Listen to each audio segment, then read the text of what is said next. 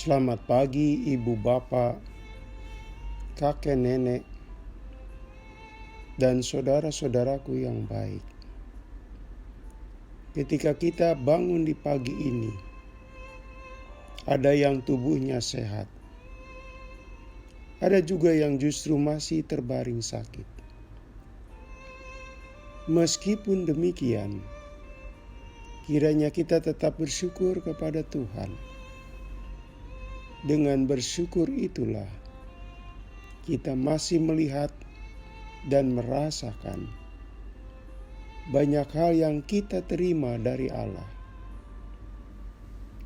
Firman Tuhan sebagai landasan renungan diambil dari 1 Samuel 18 ayat 28 sampai 29. Lalu mengertilah Saul dan taulah ia bahwa Tuhan menyertai Daud dan bahwa seluruh orang Israel mengasihi Daud.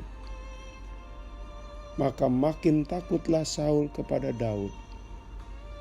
Saul tetap menjadi musuh Daud seumur hidupnya.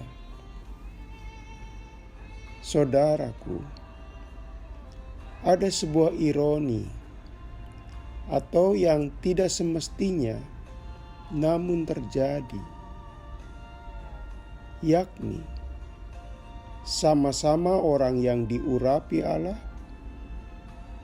berasal dari bangsa dan iman yang sama, tapi hidupnya bermusuhan satu sama lain.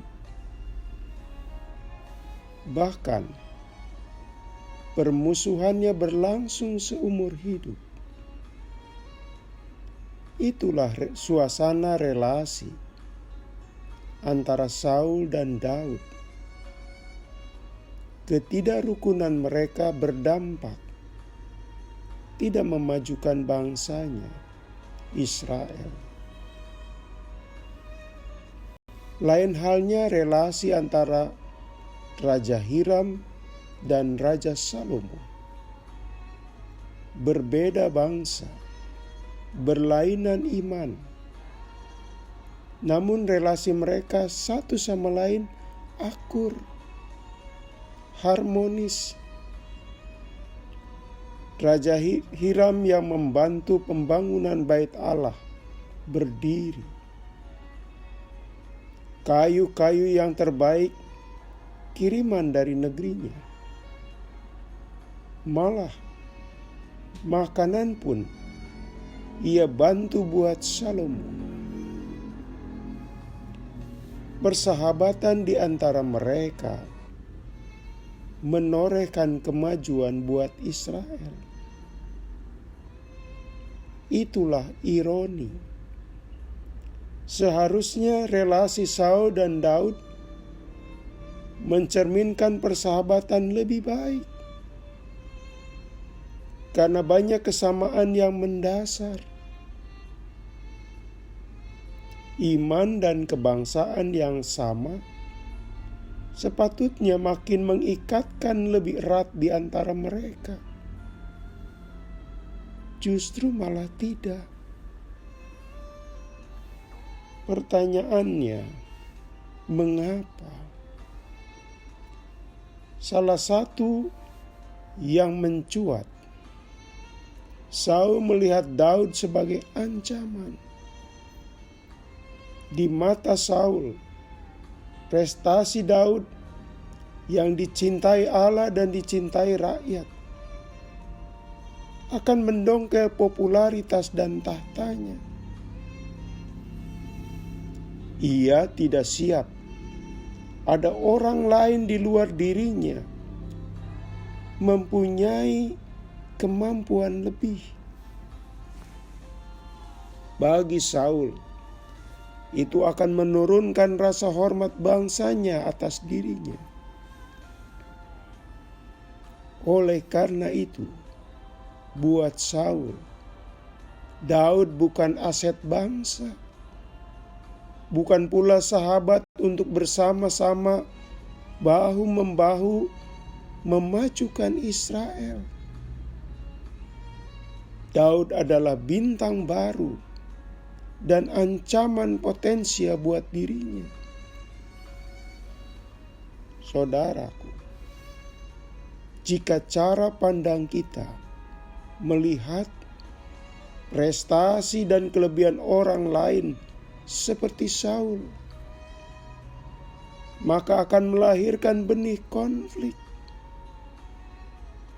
Dan suatu saat, cepat atau lambat, melahirkan sikap permusuhan.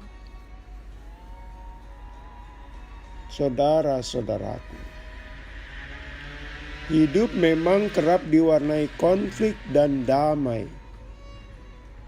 Siapapun orangnya akan mengalami itu.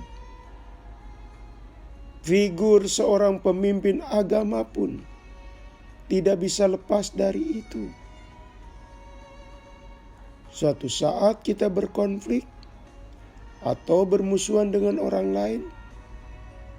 Pada saat lain kemudian digantikan suasana damai. Hal yang patut dihindari saudara adalah melanggengkan permusuhan. Terus-menerus rasa benci dan ketidaksukaan kepada seseorang dipelihara. Tidak ada keinginan mengubah dan tidak ada kemauan berdamai. Itu yang patut kita waspadai. Dalam kehidupan keluarga dan gereja, sesungguhnya konflik pun bisa terjadi. Tapi mesti cepat dipadamkan. Karena bila berlarut-larut akan membakar keutuhan dan keharmonisan dalam keluarga dan gereja. Saudaraku, betapa pahit dan prihatinnya jika kita menjumpai seseorang menyimpan terus api permusuhan. Apalagi sampai salah satunya berakhir hidupnya, ternyata mereka masih bermusuhan. Di manakah semangat pengampunan? Semoga Anda dan saya tidak seperti itu. Relasi kita tak seperti Saul dan Daud, melainkan mencontoh Raja Salomo dan Raja Hiram. Mari kita berdoa. Tuhan, kiranya jadikan kami pembawa damai, bukan yang suka dengan konflik dan permusuhan. Kiranya itu tercipta di lingkungan keluarga, gereja, dan masyarakat kami. Dalam nama Tuhan Yesus, kami berdoa. Amin. Selamat pagi saudaraku, selamat memasuki pagi yang baru. Masih bersama Pendeta Supriyatno. Tuhan memberkati.